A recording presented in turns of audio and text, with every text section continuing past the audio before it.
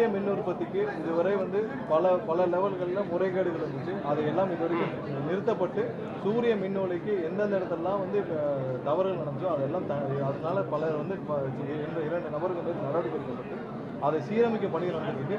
இன்னும் ஒரு சில நாட்களில் யார் யாரெல்லாம் வந்து எப்படி சுலபமாக இன்வெஸ்ட் பண்ணி அவங்க வந்து தொழில் இங்கே வந்து சோலார் பிளான்ட்டுக்குள்ள கொண்டு வர முடியுமோ அவங்களுக்கான அனைத்து கால்ஃபர் பண்ணணும்.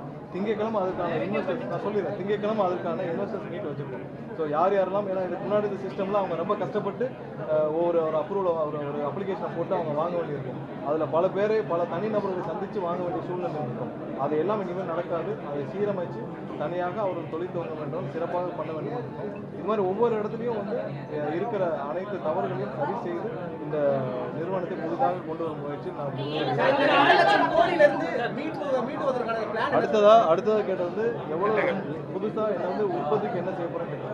உற்பத்திக்கான திட்டங்கள் அனைத்தும் பிளான் பண்ணி அதற்கான அறிவிப்புகள் விரைவில் வரும். ஏன்னா நிறைய இடத்துல இப்போ ஈவினிங்க்கு மேலே இருக்குல்ல, அதான் பீக் டைம். ஏன்னா சோலார் வந்து உங்களுக்கு இரவு நேரத்தில் வராது. ஸோ அதுக்கப்புறம் வந்து அந்த ட்ராப் இருக்குல்ல, அதை சரி செய்யும் பணிகளில் இரவு நேரத்தில் என்னென்ன செய்யலாம்ன்றதுக்காக திட்டமிட்டு வருகிறோம். விரைவில் அதுக்கான அறிவிப்புகள் வரும். எங்கெங்கெல்லாம் வந்து இரவு நேரங்களில் இங்கே தமிழ்நாட்டிலே தயாரிப்பு பணிகள் இருக்குது, அது எங்கெங்கெல்லாம் பாதியிலே நிறுத்தப்படுது. ஒரு சில இதில் வந்து எந்த பணியும் செய்யாமல் பல ஆண்டுகளாக இருக்குது. ஸோ அதற்கான கணக்கீடு பணிகள் எடுக்கப்பட்டு வருது. ஸோ அதையெல்லாம் எடுக்கப்பட்டு விரைவில் உங்களுக்கு வந்து வெளியிடும்.